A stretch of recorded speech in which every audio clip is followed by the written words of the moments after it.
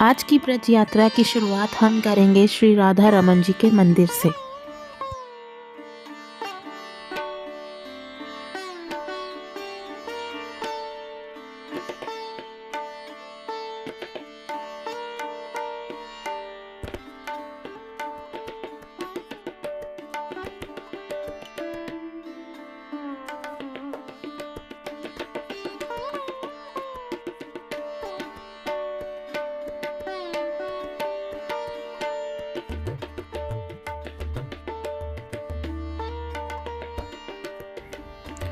वृंदावन का राधा रमन मंदिर 16वीं सदी में चैतन्य महाप्रभु के शिष्य गोपाल भट्ट गोस्वामी द्वारा स्थापित एक ऐतिहासिक और पूजनीय मंदिर है, जहां भगवान कृष्ण राधा रमन के रूप में एक स्वयंभू शालिग्राम शिला से प्रकट हुए थे।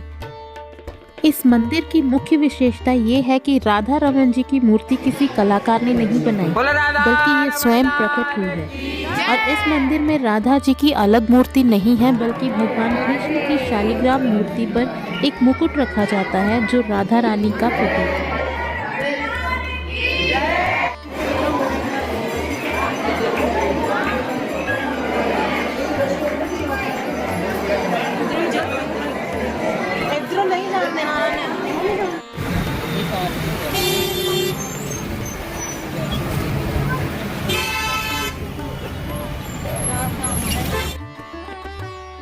वृंदावन का चार धाम मंदिर छठीकरा मार्ग पर स्थित एक भव्य मंदिर परिसर है, जिसमें पारंपरिक चार धाम बद्रीनाथ, द्वारका, पुरी, रामेश्वरम के बजाय वैष्णो देवी धाम, शनि धाम, राधा कृष्ण धाम और शिव धाम शामिल हैं, जो एक ही जगह पर दिव्य अनुभव प्रदान करते हैं।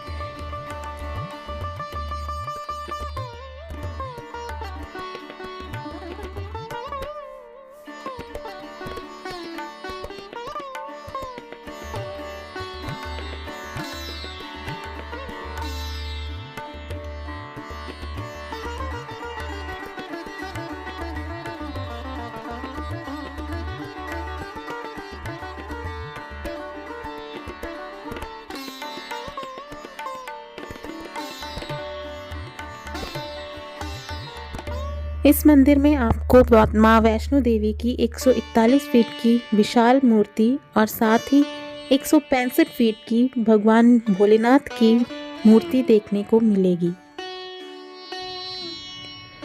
ये दोनों प्रतिमाएं इतनी विशाल और वास्तविक हैं कि ऐसा लगता है जैसे आप साक्षात भगवान शिव और माता वैष्णो के सामने ही खड़े हों।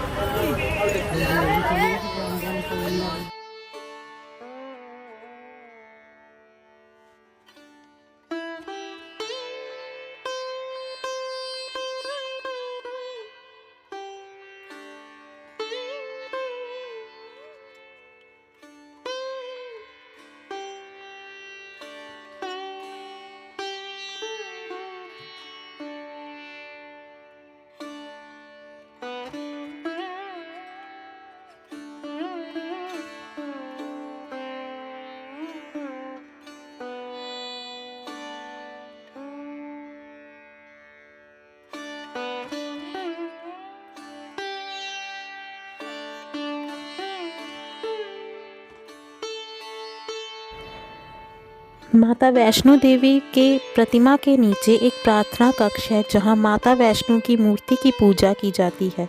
इस कक्ष के दीवारों पर विभिन्न देवताओं के चित्र बने हैं। यहाँ का सबसे बड़ा आकर्षण वह गुफा है, जिसे जम्मू स्थित मूल वैष्णो देवी मंदिर जैसा दिखने के लिए डिज़ाइन किया गया है। गुफा के अंदर आप देवी के 9 रूपों के दर्शन कर सकते हैं और हर एक रूप बेहद खूबसूरती से प्रदर्शित है। इस धाम में आकर आपको असली वैष्णो देवी मंदिर में होने का एहसास होता है।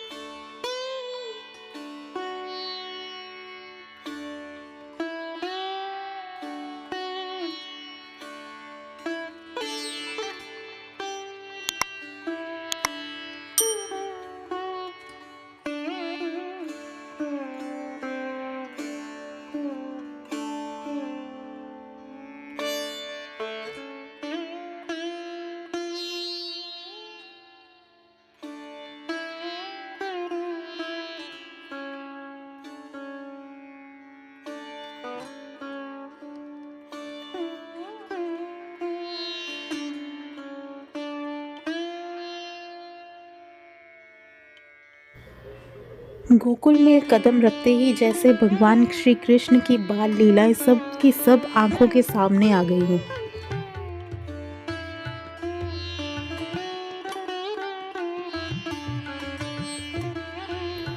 ब्रह्मांड घाट गोकुल का इतिहास भगवान श्री कृष्ण की बाल लीलाओं से जुड़ा है, जहां उन्होंने मिट्टी खाने के बाद अपनी मां यशोदा को अपने मुख में पूरा ब्रह्मांड दिखाया था, जिससे इस स्थान का नाम ब्रह्मांड घाट पड़ा। ये यमुना नदी के किनारे स्थित एक पवित्र स्थल है, जो कृष्ण के दिव्य स्वरूप और उनकी लीलाओं का प्रतीक है। और यहाँ ब्रह्मांड बिहारी का मंदिर है, जहाँ मिट्टी के पेड़े का प्रसाद चढ़ाया जाता है। और यहाँ बिहारी जी के भक्तों को मिट्टी का प्रसाद दिया जाता है।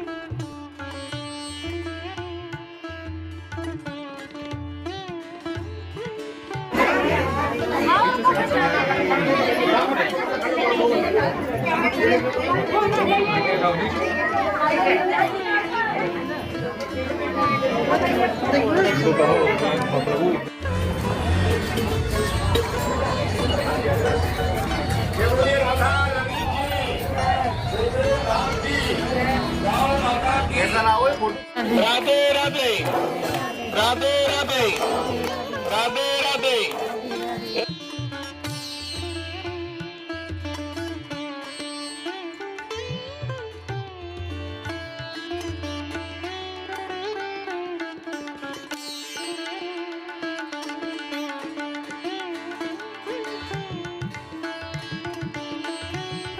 मिट्टी का प्रसाद ग्रहण करके गोकुल की गलियों से होते हुए हम पहुंच गए सीधा नंद भवन 84 खंबा मंदिर। नंद भवन को महावन भी कहा जाता है, जहां स्थित 84 खंबा भगवान कृष्ण के बचपन से जुड़ा एक पवित्र और ऐतिहासिक स्थल है। ऐसा माना जाता है कि यह नंद महाराज का घर था, जहां कृष्ण और बलराम नंद महाराज और यशोदा के साथ 2.5 वर्ष की आयु तक रहे थे। नंद भवन के नाम से प्रसिद्ध यह भवन 5000 वर्ष से भी अधिक समय पहले दिव्य वास्तुकार विश्वकर्मा द्वारा निर्मित किया गया था। ये एक पहाड़ी पर स्थित है और 84 स्तंभों द्वारा समर्पित है, इसलिए इसे 84 खंबा कहा जाता है।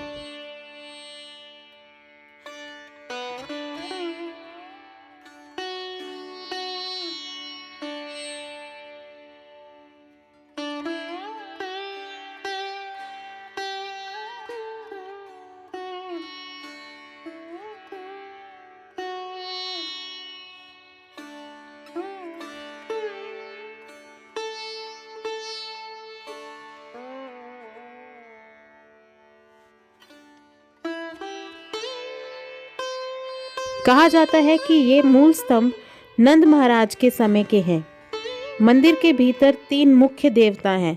बाईं ओर नंद महाराज, दाईं ओर यशोदा और मध्य में भगवान बलराम। उनके नीचे बालकृष्ण की एक मूर्ति है, जो पालने में झूलते हुए दिखाई देते हैं।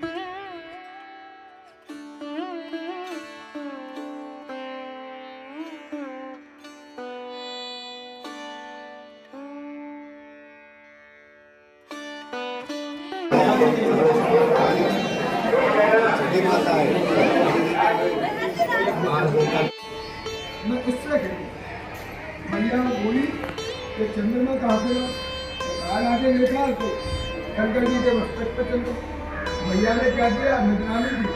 वो है सामने लाके तो पीछे पंडित जी तो लगे। तुम खाओ हम खा रहे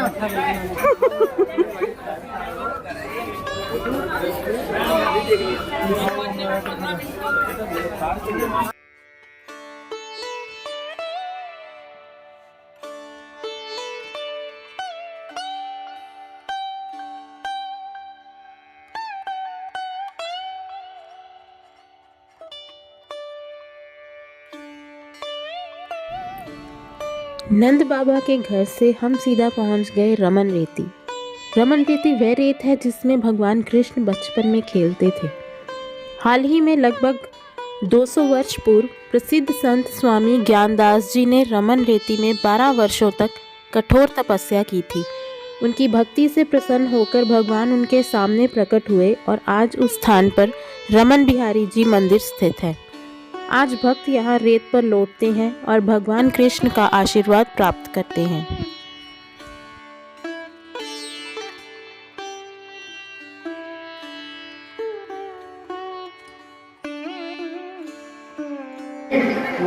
और ये है भगवान रमन बिहारी जी का मंदिर। सारे बालक गाने कि जो जब गए थे वो भगवान को मात्र लेकर आ रहे हैं। ऐसी प्रसन्नता हुई तो महाराज मुझे आने लिए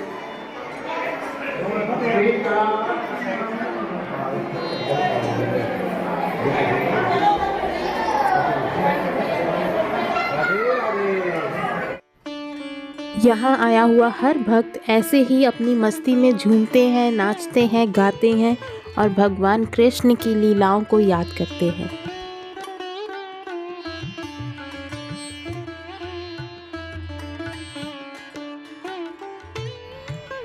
प्रेम मंदिर वृंदावन के प्रमुख मंदिरों में से एक है। इसमें फव्वारे, राधा कृष्ण की मनोहर झांकियाँ, श्री गोवर्धन लीला, कालिया नागदमन लीला, झूलन लीला की झांकियाँ उद्यानों के बीच सजाई गई हैं। यह मंदिर वास्तुकला के माध्यम से दिव्य प्रेम को साकार करता है। सभी वर्ण, जाति, देश के लोगों के लिए खुले मंदिर के लिए द्वार सभी दिशाओं में खुलते हैं। मुख्य प्रवेश द्वारों पर 8 मयूरों की नक्काशीदार तोरण है तथा पूरे मंदिर की बाहरी दीवारों पर राधा कृष्ण की लीलाओं को शिल्पांकित किया गया है। इसी प्रकार मंदिर की भीतरी दीवारों पर राधा कृष्ण और कृपालु जी महाराज की विविध झांकियों का भी अंकन हुआ है। मंदिर में कुल 94 स्तंभ हैं जो राधा कृष्ण की विभिन्न लीलाओं से सजाए गए हैं।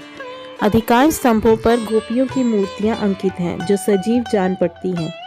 मंदिर के गर्भगृह के बाहर और अंदर प्राचीन भारतीय वास्तुशिल्प की उत्कृष्ट पचिकारी और नक्काशी की गई है तथा संगमरमर की शिलाओं पर राधा गोविंद गीत सरल भाषा में लिखे गए हैं। मंदिर परिसर में गोवर्धन पर्वत की सजीव झांकी बनाई गई है।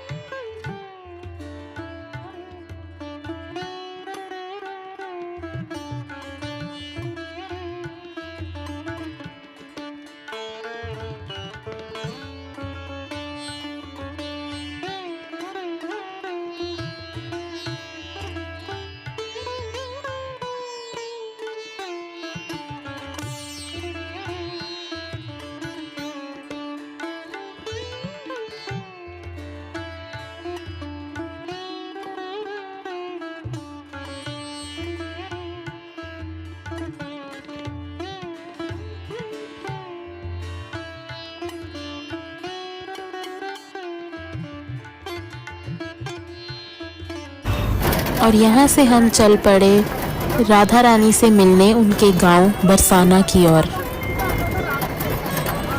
लेकिन राधा रानी से मिलने से पहले हमने की गोवर्धन पर्वत की परिक्रमा और दर्शन किए राधा और श्याम कुंड के।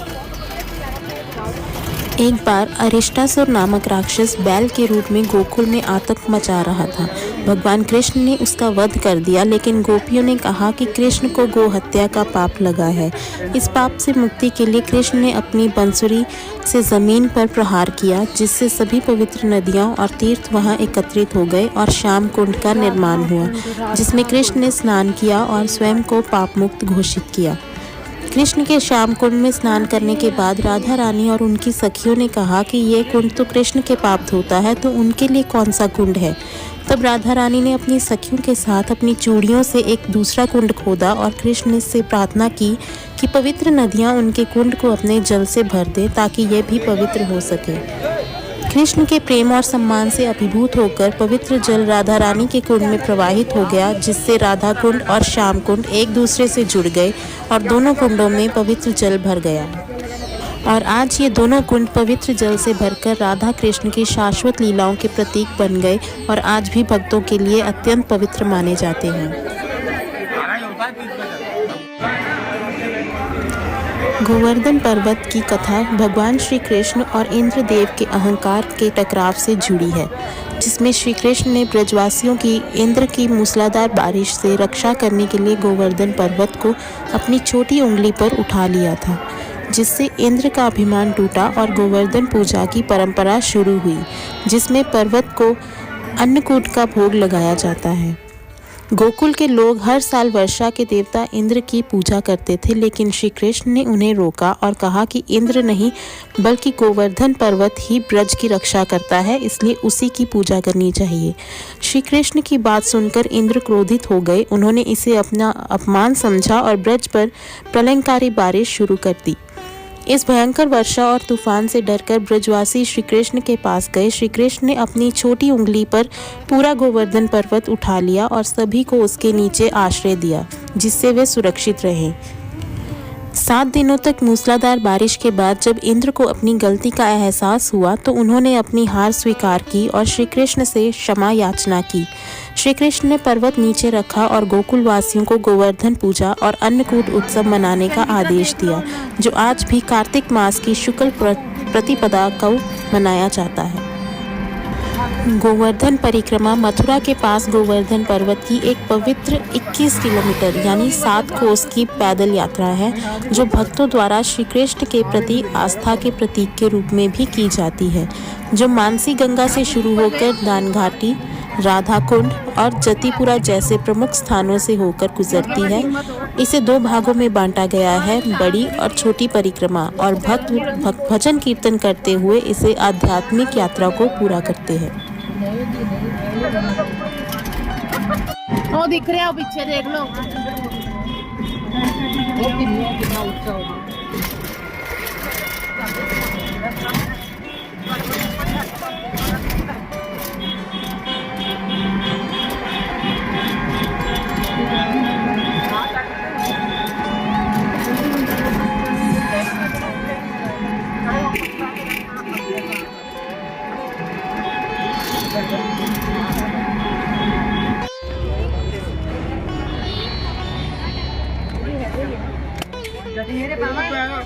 कुछ भी नहीं घोड़ा पे आओ पूरी